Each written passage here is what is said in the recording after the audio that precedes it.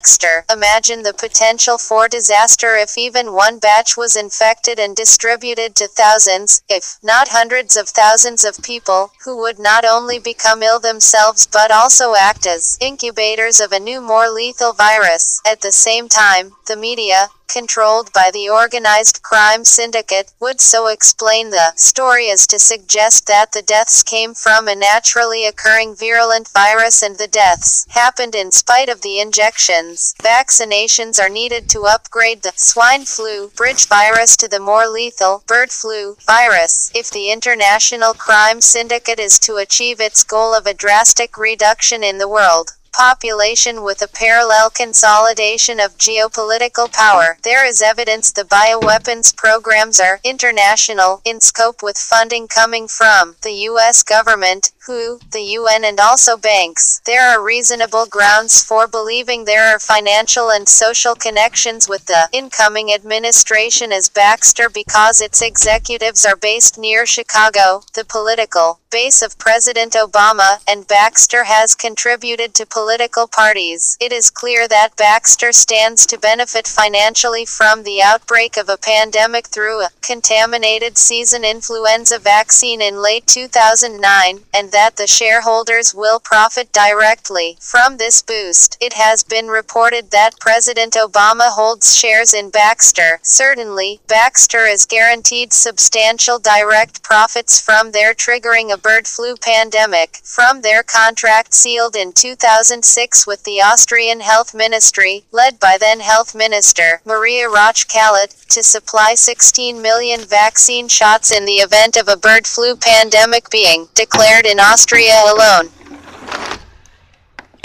See, that's the, what I was going to say, first of all. I mean, look at what they do to the animals, the poor monkeys. Don't even develop the disease. So they give it to the monkeys so they can blame it on the monkeys. And these people are just walking demons that have to be stopped. You know, everybody should try and convince their local veterinarians, the veterinarians that work with large animals, and try to figure out some kind of antidote to save these animals from what these people are doing. Because it's the right thing to do, number one. And number two, it's been proven over and over and over again. Humans cannot live without the animal kingdom. Because we're connected, like it or not.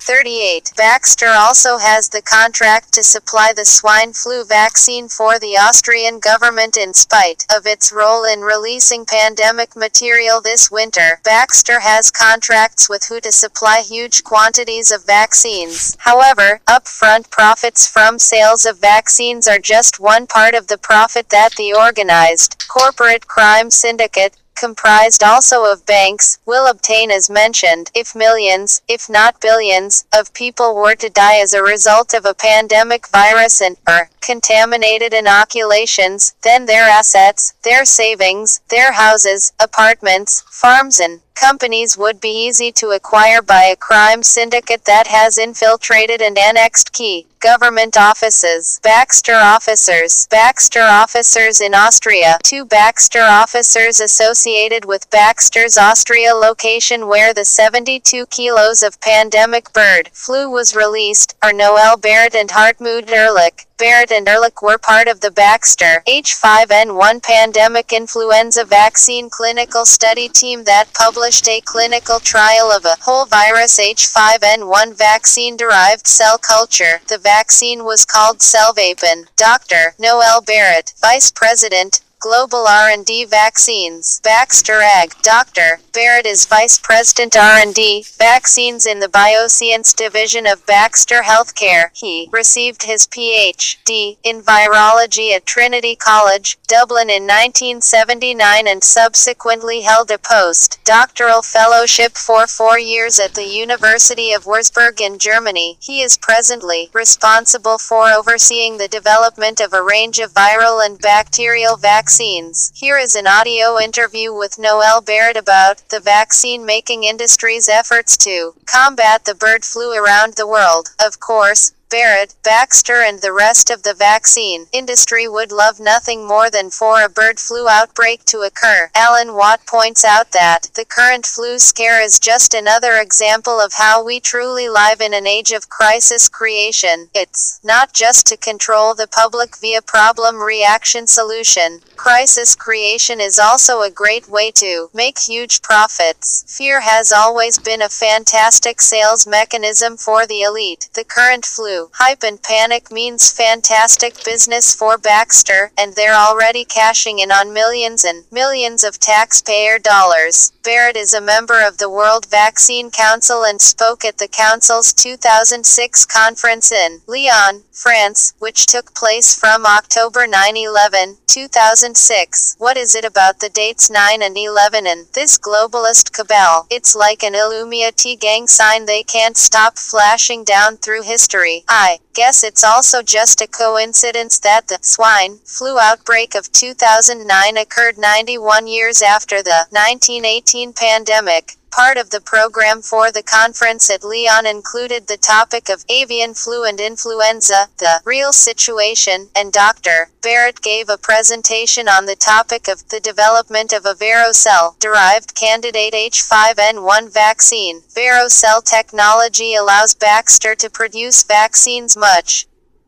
See, this is what we mentioned in another video about the congressmen and the senators having stock in their RFID and forced vaccinations. We people of the world need to have them divulge what kind of stocks that they have. See, it's almost like they want to make this big amount of money before they kill everybody. Well, as everybody dies. And as a side note, did you all know that the Vatican actually takes life insurance out on every person that's born? Go figure. They get $50,000 every time somebody dies around the world. Go figure how much money that is. And why are these things allowed? They're allowed because we the people sleep all day, or we're busy all day, working and kids and stuff, but we have to bother, or else we just won't be.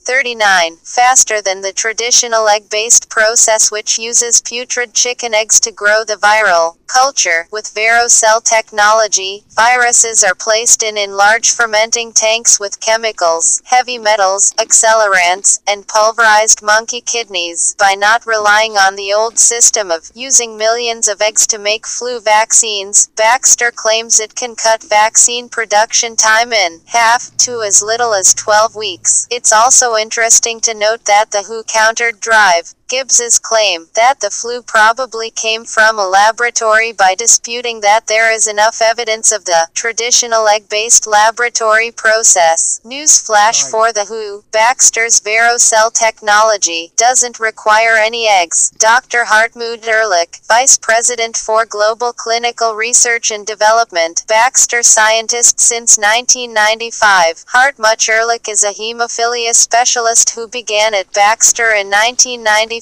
In 1996, Bayer AG and Baxter were discovered to have knowingly shipped out millions of ampules of HIV-contaminated factor VIII, a hemophiliac drug which resulted in the infections and deaths of many thousands of people. Ehrlich completed his doctorate at the Clinical Research Unit for Blood Coagulation and Thrombosis of the Max Planck Foundation, and conducted research at the Kirchhoff Clinic of the Max Planck Foundation. It's worth noting that what is known today as the Max Planck Foundation actually began as the Kaiser Wilhelm Institute. Founded in 1911, the Kaiser Wilhelm Institute was funded by the Rockefeller Foundation and was the headquarters for Nazi research into eugenics, euthanasia, population control, genetic engineering, and biological warfare. Max Planck, 1898 to 1947, known primarily as the German physicist who originated quantum theory, Max Planck was made president of the Kaiser Wilhelm Institute in 1930. At the end of WW II, the institute was moved and renamed the Max Planck Institute in order to cover up its unsavory past. Einstein never forgave Planck for not being more critical of the Nazis. After finishing his studies at the Max Planck Institute, Ehrlich joined Baxter in 1995 as medical director for its biotech business, and held several positions of increasing responsibility until September 2003 when he was named vice president, Global Clinical R&D for the Bioscience Division. In September of 2006, he was promoted to his current position, leading all R&D efforts for bioscience. Ehrlich, along with Barrett, helped develop Baxter's bird flu vaccine Selvapen, and helped secure an agreement with the WHO and EMEA to use the viral concoction if a pandemic is declared. We are very pleased to receive the EMEA's positive opinion for Selvapen, said Hartmut Ehrlich, MD, Vice President, Bioscience Global Research and Development. This is another step towards our goal of supplying a safe and effective vaccine to protect the population against a possible influenza pandemic. This scumbag should definitely be pleased now that the avian swine flu has been released in Mexico and other locations around the world. If I understand correctly, pharmaceutical corporations are immune from liability if their products cause injury or death as long as the distribution is by government mandate during a declared health emergency. Baxter International Board of Directors. Greater than from its inception, Baxter International has had numerous military, medical industrial complex, and global eugenicist ties. The company was the first and only manufacturer of commercially.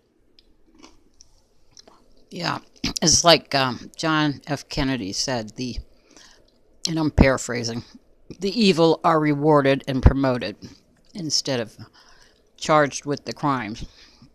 And we have to get involved and make sure that these people are taken down. 40. Prepared intravenous solutions for the U.S. Army during World War II. Here is a sample of current Baxter directors to give you some idea of the deep connections. General Walter E. Boomer, Baxter director since 1997, USMC 4-star general, over 30 years in the military. A leader's position is with and in front of the people he is leading. Walter Boomer, above and beyond, former Marines conquer the civilian world, 2004. This is a curious statement from Boomer, who supposedly led all Marines in Operations Desert Shield and Desert Storm. Where was the brave general when his own U.S. Marine troops were under biological attack from their own military command in Iraq? At least 1 in 4 U.S. veterans of the 1991 Gulf War suffers from a multi-symptom illness caused by exposure to toxic chemicals during the conflict. How many Marines died from vaccine-induced Gulf War illness on Boomer's watch? How many of his men and women still suffer from debilitating symptoms today and can't get medical assistance from their own military? Since the Gulf War, 11,000 veterans have died from illnesses related to vaccines,